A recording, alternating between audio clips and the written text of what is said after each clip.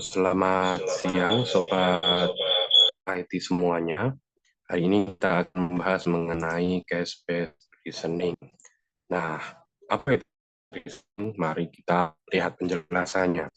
Cash-based reasoning ini merupakan salah satu metode AI yang berdasarkan aturan-aturan yang dibuat. Jadi ketika ada problem baru, ada masalah baru, ada inputan baru, dia akan mencari outputnya itu berdasarkan aturan-aturan yang sudah ada seperti itu. Seperti misalnya pada kasus ketika ada motor macet. Nah, motor macet ini apa penyebabnya seperti itu? Nah, kita buat aturan-aturan. Macetnya seperti apa? Coba kita hidupkan lagi, kita nyalakan. Bensinnya masih ada enggak? Coba kita cek karburasinya. Karburasinya kotor enggak? Kita cek bannya. Bannya bagus enggak? Seperti itu misalnya. Nah, ini seperti menggunakan bagaimana proses manusia berpikir. Mana kita secara alami itu mengatasi hambatan-hambatan atau mencari solusi dari permasalahan yang ada di dunia sehari-hari seperti itu. Nah, secara tidak langsung biasanya ketika kita menghadapi permasalahan itu kita menggunakan pengetahuan-pengetahuan lampau yang sudah kita jalani sebelumnya atau reuse ini istilahnya ya. Reuse menggunakan memori lampau. Kita coba mengingat-ingat. Nah, dulu itu saya juga pernah mengalami masalah seperti ini. Itu solusinya seperti apa ya? Nah, itu adalah reuse. Nah, JBR ini atau case-based reasoning jadi adalah metode pemecahan masalah berdasarkan kasus. Itu adalah memecah pengertiannya. Itu yang pertama seperti ini, memecahkan masalah baru dengan mengingat situasi yang sama.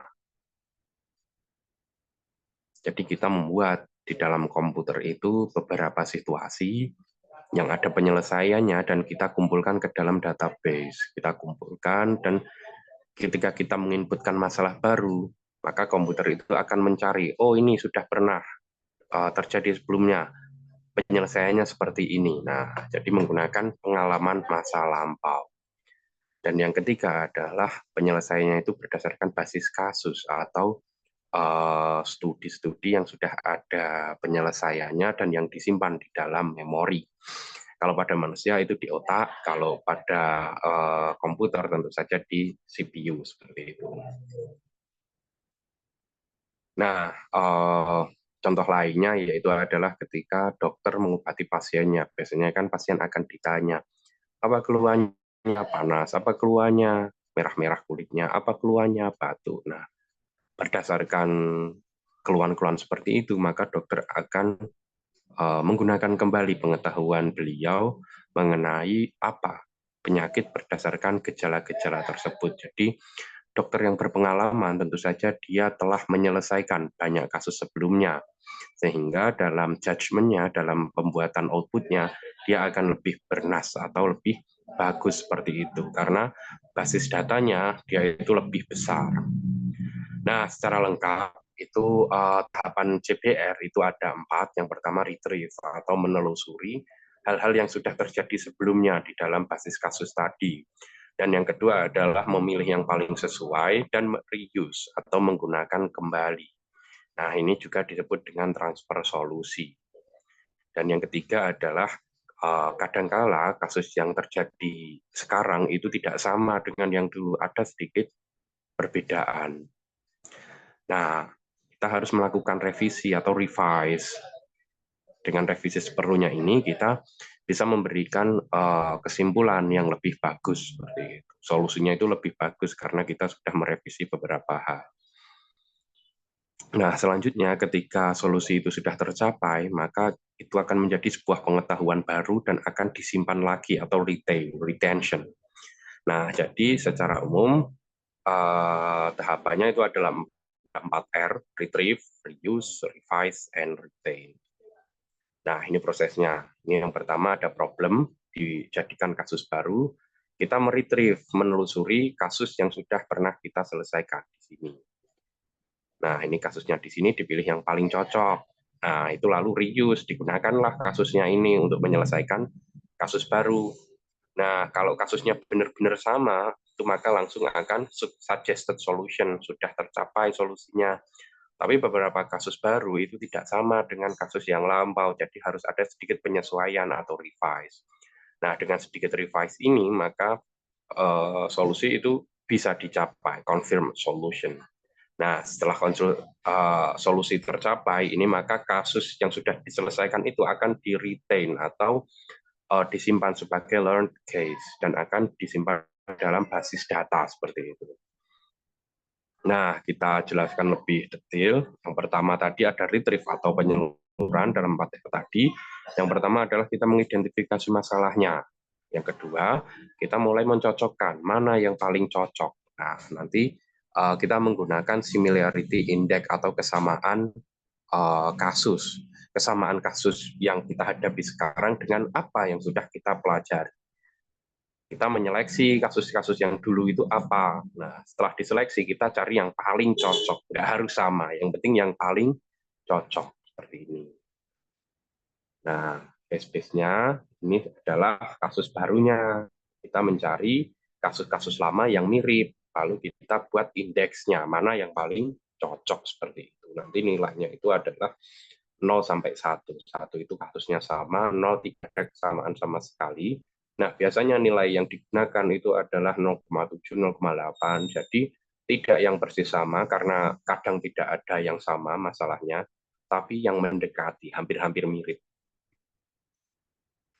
Nah, ini kita menentukan similarity atau kesamaan. Yang kedua, tekniknya adalah dengan reuse. 4R tadi, yang kedua adalah reuse. Apa itu reuse? Reuse adalah menggunakan kasus yang lama tadi, yang paling cocok. Nah, ada tiga macam dalam reuse ini. Yang pertama adalah menggunakan substitusi. Kita hanya mengambil sebagian solusinya, yang lain kita cari lagi. Dan yang kedua adalah transformasi, yaitu adalah perubahan sedikit dari kasus lama. Kasus lama kita bahas sedikit, disesuaikan dengan kasus baru, disebut dengan transformasi. Dan yang ketiga adalah dengan adaptasi generatif. Dan yang selanjutnya, nomor 3, setelah reuse, itu ada revise.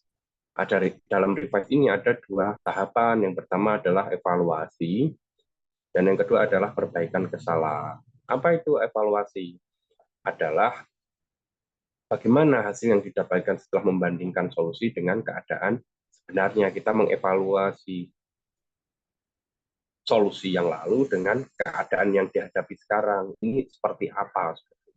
Perbandingannya bagaimana? Apakah sudah tercapai solusinya? Dan yang kedua adalah ketika ada kesalahan, maka kita perbaiki sekarang dengan pada fase revisi ini. Dan yang terakhir adalah retain atau retention. Kita simpan apa yang sudah kita pelajari ke dalam database kasus.